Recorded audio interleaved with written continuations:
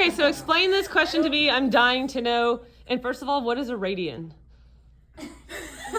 I've heard about it before, but I don't remember. A radian is a way that you can measure an angle of a circle. That's not degrees. So how is it related to degrees? Pi. Yeah. Well, what's the relationship between radian and degree? So in a circle, there are 360 degrees and 2 pi radians. So you could just set up like a ratio. Well, Like if you know you have 180. Well, yes. So look, if you know you have 180 degrees, and you want to know how, and you want to know how many radians that is, wouldn't you just do like, Again. I'm so bad at this. Well, that's going to be this. Okay. Wouldn't you just do like 180 degrees over 360 is x over 2 pi? That's how you would find your radians, is that right? So you just do a proportion. Okay, cool. Except you don't need that for this problem. Okay, but yeah, I just wanted to know. I'm asking for a friend. Yeah. Okay. This problem, should I like explain the question? Yes? Okay. Should I just read it? Yes. For the pulley setup shown, the hanging mass here is 20 kilograms, and the pulley here is a solid disc with a mass of 9 kilograms and a radius of 65 centimeters. The hanging mass, this one, is released at this height, 4.40 meters above the floor, and the rope here unwinds from the pulley without slipping. What is the rotational speed of the pulley when the mass reaches the floor? And then it tells you the moment of inertia of a solid disc is given by the formula I equals 1/2 mr squared. Okay. So what does any of that mean? Well, this is a conservation of energy problem. And what that means is in this whole system, there's a set amount of energy when the box is still, and when the box moves, there's still the same amount of energy in the system.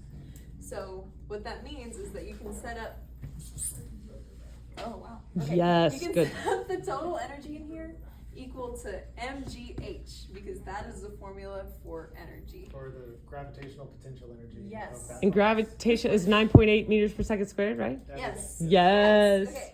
So mgh, which is all of the energy when the box is still and hanging, is there. And then that is going to be equal to all the energy when the box is moving, which is made up of two components. That's the acceleration of the box downward and the spinning of this pulley when it spins. So that's like your kinetic energy. The kinetic energy of the box and the rotational kinetic energy of the pulley. Yes. Gotcha. Okay. The formula for the box's energy is 1/2 mv squared.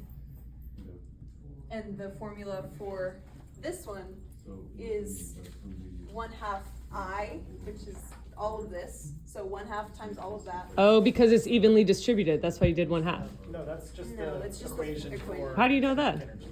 You You just have need to know it. You have to know it? It is not on your formula chart, you just need to know it. Boo. Yeah. Okay, good to know. Hashtag good to know. Okay, good to know, good to know.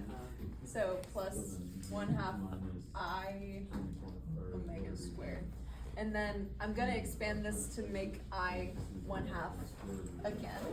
So it'll be 1/2 of 1/2, I know, I'm sorry. 1/4, yeah.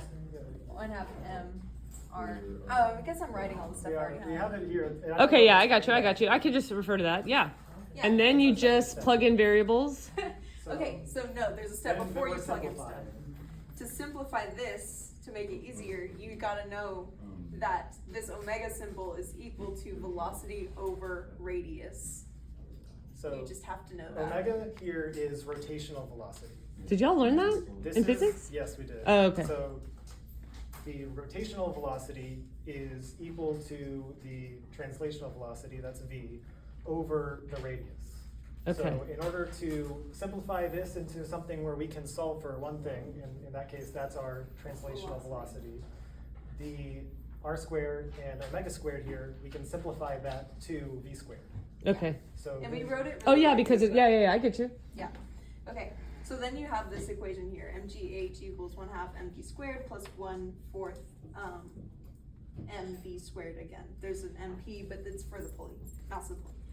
So then you can plug in all your numbers. You have m of the box, which is 20 kilograms, gravity 9.8, height 4.4, equals 1/2 m of the box again, 20 times v squared. We leave it. That's what we're solving for.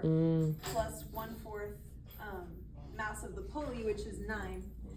and b squared. Leave it again. So it's then- just algebra from here. Yeah, and then Yes. it cancels, and then you divide and take the square root, and then you get the velocity, but that's not the answer. Oh. Not the answer. We're looking for the Inertia.